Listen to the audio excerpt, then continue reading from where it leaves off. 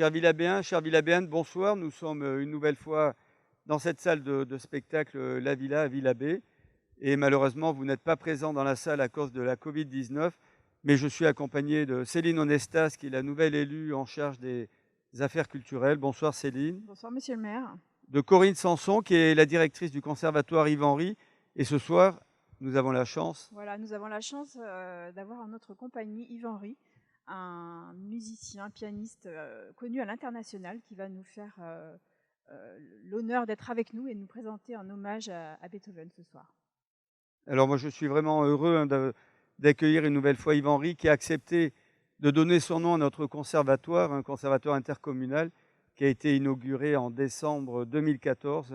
Le temps passe vite. Et merci Yves-Henry d'être présent une nouvelle fois à Villabé. Et puis, on va laisser la place à la musique et à Beethoven. Ce soir, c'est vous qui allez nous présenter, qui allez rendre hommage à Beethoven. On va laisser la parole également à Corinne. Merci, Monsieur le maire. Merci, Céline. Un immense merci à Yves, toujours très généreux et fidèle au rendez-vous avec les Villabéens. Je félicite nos élèves qui, je crois, en donnant leurs vidéos, ont fait le meilleur.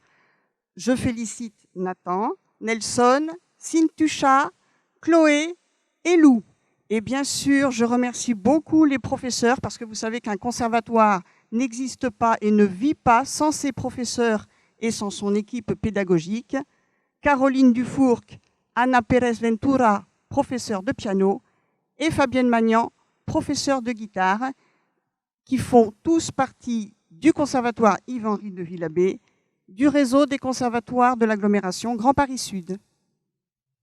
Merci Yves-Henry, vous voulez peut-être nous dire un mot avant de vous laisser jouer et interpréter Beethoven? Si vous voulez, c'est plutôt un honneur pour moi d'être avec vous parce que vous m'avez honoré en donnant mon nom à ce conservatoire et je suis très heureux en fait de faire ce concert, on va dire, par Internet et d'y intégrer bien sûr ces quelques élèves du conservatoire. Je ne vais pas vous raconter toute la vie de Beethoven qui est une vie extrêmement riche, mais en tout cas associer quels sont mes premiers souvenirs aussi de Beethoven qui sont liés à Villabé, vous verrez, et qui sont liés donc à une époque où j'avais à peu près l'âge de ces jeunes enfants qui participent aujourd'hui avec nous à cet hommage à Beethoven, un des plus grands compositeurs de toute l'histoire de la musique. Merci beaucoup. Merci beaucoup, excellente soirée et surtout protégez-vous, protégeons-nous parce que malheureusement la Covid-19 est toujours présente. Donc, et c'est pour ça que le concert a lieu sur YouTube de la mairie de Villabé. Bonne soirée et merci.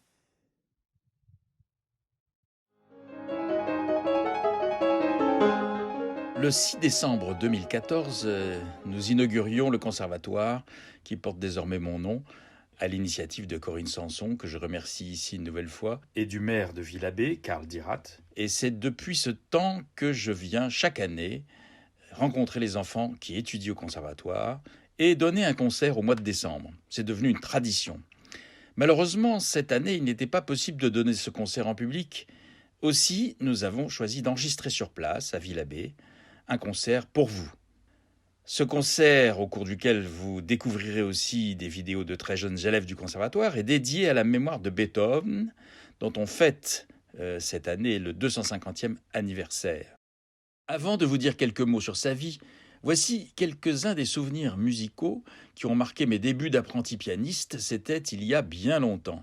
C'est grâce à Beethoven que j'ai gagné le grand concours du Royaume de la musique en 1970. Grâce à la magie de la vidéo, voici quelques notes extraites de ce concours qui avait été enregistré.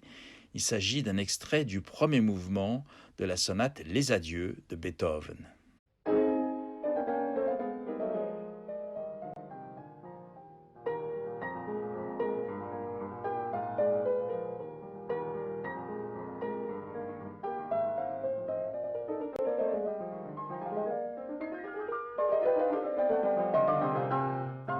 Gagner ce concours donnait un prix inestimable, jouer à la salle Pleyel avec orchestre. C'est ce que je fis en 1971 avec ce jour-là au programme le final du premier concerto de Beethoven, encore lui. Mais ce n'est pas tout. Tout juste entré au Conservatoire de Paris, je suis choisi pour remplacer un jeune pianiste de 13 ans qui était malade, pour jouer avec orchestre à nouveau, mais cette fois à la Philharmonie de Berlin. Au programme, Beethoven encore. Décidément, il m'a porté chance. On en a parlé jusque dans le journal local de l'Essonne, Le Républicain, à l'époque. Alors, quand je parle aujourd'hui de Beethoven, c'est un peu comme si je parlais d'un ami que je connaîtrais depuis toujours. Né à Bonn le 16 ou le 17 décembre 1770, il a très tôt révélé des dons pour la musique et son père a voulu en faire le nouveau Mozart. Mais Beethoven, c'est d'abord un très grand pianiste virtuose, un grand improvisateur aussi. Il improvisera d'ailleurs devant Mozart qui sera très impressionné. Et puis c'est avec Joseph Haydn qu'il va travailler, à Vienne, qu'il va vivre et composer. Sa musique est romantique car elle exprime merveilleusement les sentiments humains et elle produit énormément d'effets sur les auditeurs. Mais elle est aussi le reflet de la vie dans la campagne, autour de Vienne, où Beethoven aime à se promener, tout en imaginant dans sa tête sa prochaine symphonie.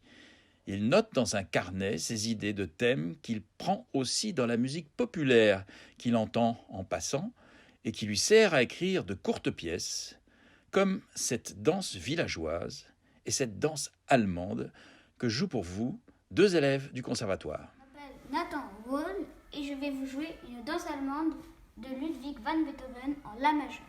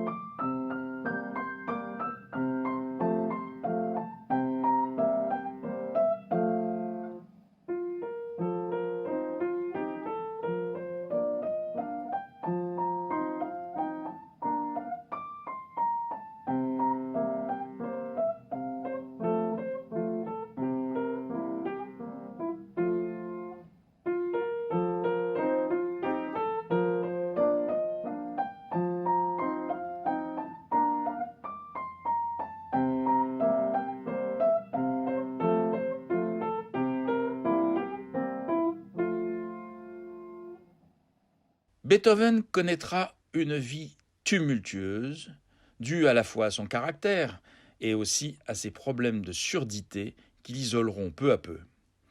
Mais sa musique, il l'a dans sa tête et il n'a pas besoin de l'entendre réellement. Il l'entend intérieurement et il parviendra jusqu'à la fin à la diriger au pupitre de l'orchestre alors qu'il n'entend quasiment plus rien. Son œuvre est donc faite de symphonies pour orchestre, avec ou sans chœur, de beaucoup de musique de chambre et de pièces concertantes, comme cette romance écrite pour le violon et jouée ici à la guitare par un des élèves du conservatoire. Bonjour, je m'appelle Lou Millon, je vais vous jouer un arrangement pour guitare seule de la romance pour violon numéro 2, opus 50 de Beethoven.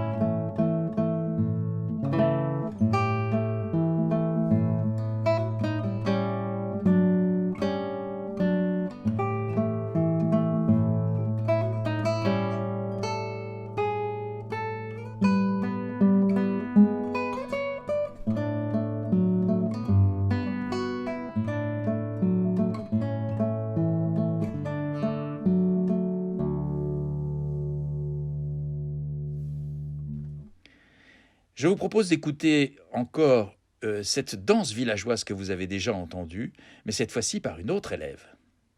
Bonjour, je m'appelle Chloé, je vais interpréter Danse villageoise en fa majeur de Beethoven.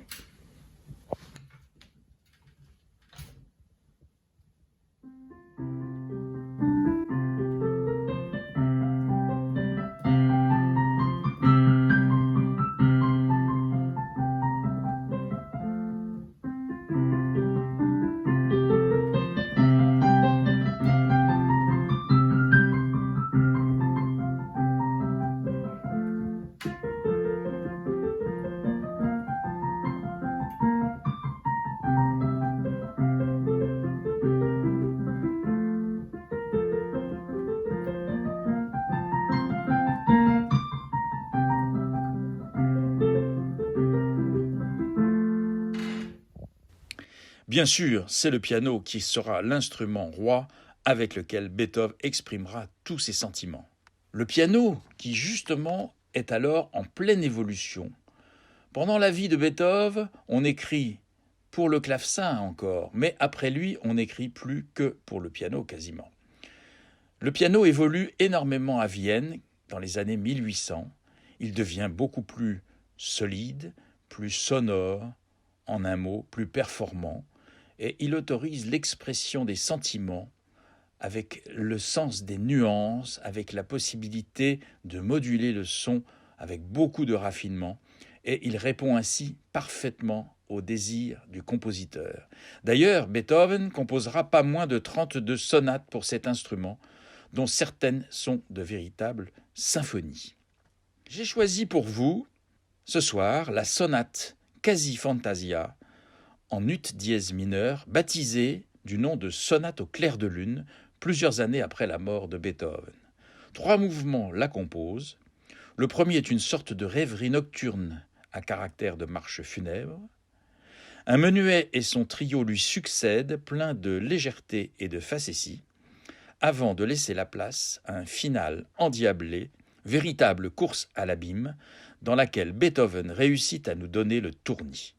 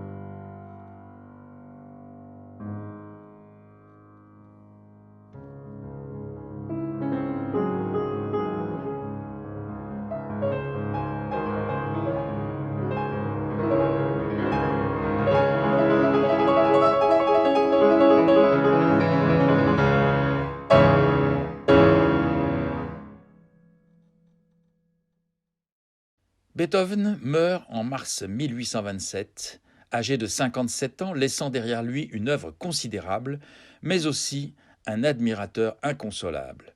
Cet admirateur, c'est Franz Schubert. Il suit l'enterrement de Beethoven et décide que maintenant, c'est à lui de poursuivre l'œuvre du compositeur disparu. Schubert est alors âgé d'à peine 30 ans. Il a déjà composé près de 600 lieder, de nombreuses symphonies, des sonates pour piano, de la musique de chambre. Il ne sait pas alors qu'il ne lui reste que 18 mois à vivre. Il mourra à 31 ans en novembre 1828. Dans ce laps de temps, il va produire un nombre de chefs-d'œuvre immenses. Parmi ces chefs-d'œuvre, 2 séries d'impromptus, des pièces de dimension comparable à des mouvements de sonates, mais sans lien apparent entre elles. C'est la première série de ces impromptus que je vais vous jouer maintenant, car le 3e de ces impromptus est un hommage déguisé à Beethoven et à sa sonate au clair de lune. En effet, le début et la fin de cet impromptu sont directement calqués sur le début et la fin du premier mouvement de la sonate au clair de lune. Ceci n'est dit nulle part dans les livres et pourtant, c'est pour moi une évidence. Je vous laisse donc en compagnie de Schubert et vous donne rendez-vous en décembre 2021 à la salle La Villa à Villabé pour un concert public cette fois. Et d'ici là, je vous souhaite, ainsi qu'à tous les élèves du conservatoire, une excellente année 2021 en musique.